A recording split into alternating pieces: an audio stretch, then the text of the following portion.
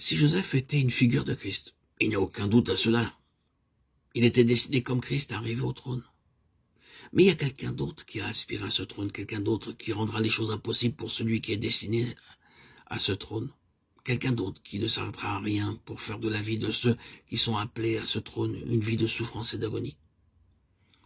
Je pense qu'aux aguets dans l'ombre, derrière toute cette scène, se tenait toujours quelqu'un qui voyait de loin, celui qui illustrait Joseph, celui qui préfigurait. Je pense bien sûr à Satan.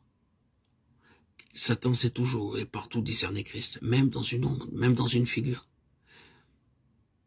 Il était dans l'animosité contre l'instrument choisi qu'était Joseph. Satan était bien sûr opposé à cela. Joseph était une figure et une ombre par laquelle Dieu déclarait que viendrait des plus certainement celui auquel était destiné le trône. Et Satan emploiera tous les moyens charnels pour le rendre impossible et l'empêcher. Il y avait près de Joseph des frères charnels qui donnaient à Satan la base nécessaire pour lutter contre celui dont les yeux étaient tournés vers le trône. Ses aspirations étaient trop hautes pour Satan. Si l'Église a des aspirations semblables selon le dessein éternel de Dieu, l'Église aura à souffrir par la main de Satan.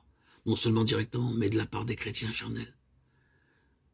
Le plus grand obstacle, l'entrave, est la cause des souffrances pour ceux qui veulent avancer avec Dieu. Leur viendra de la part des chrétiens charnels. Nous souffrirons davantage de la part de l'Église professant que de celle du monde, si nous voulons marcher et avancer avec Dieu. C'est un chemin de souffrance, ce chemin qui mène au trône.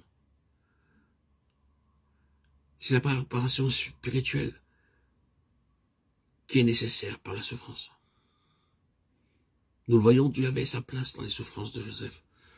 Nous voyons la nécessité de la souffrance sous la main souveraine de Dieu, comme le chemin qui le préparait pour le trône. Nous régnerons si nous souffrons, non pas par le simple fait de la souffrance, mais à cause de ce que la souffrance accomplit en nous. Les souffrances de Joseph accomplissaient de grandes choses en le préparant pour le trône. Joseph devait apprendre à servir, parce que le service est la marque du trône.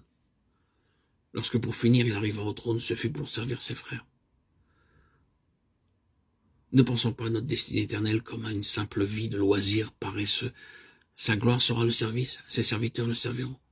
Joseph dut apprendre le service et il apprit à la rude école.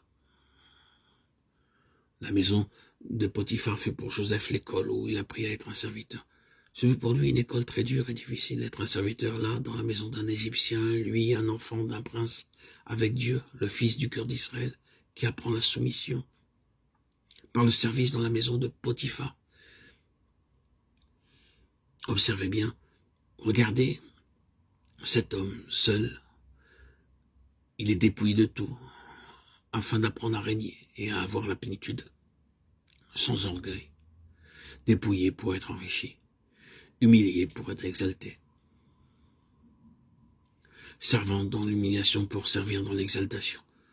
Les souffrances accomplissaient quelque chose. Nous ne pouvons pas reprendre toutes les souffrances de Joseph, mais elles nous sont montrées comme le chemin qui mène au trône.